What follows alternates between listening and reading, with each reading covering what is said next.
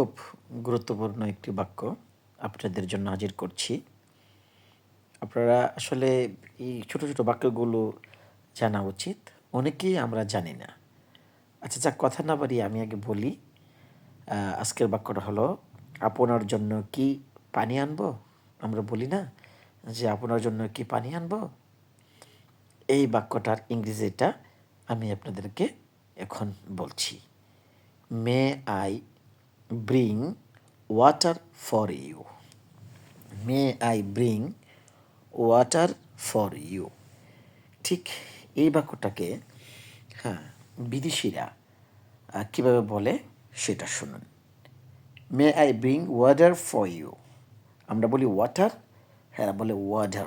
তার কারণটা হলো WATER, টির আগে একটা কনসোনেন্ট থাকার কারণে টিটা ডর মতো উচ্চারণ হবে। তাহলে কী হলো দাঁড়াইলো, কী দাঁড়াইলো? May I bring water for you. এইভাবে বিদেশিরা বলবে। আশা করি মুখস্থ করেছেন। আবার বলি, may I bring water for you. May I bring water for you. কথা ক্লিয়ার? শিখবেন। সুন্দর সুন্দর বাক্য নিয়ে আরও হাজির হব। আপনারা ধৈর্য ধরে বাক্যগুলো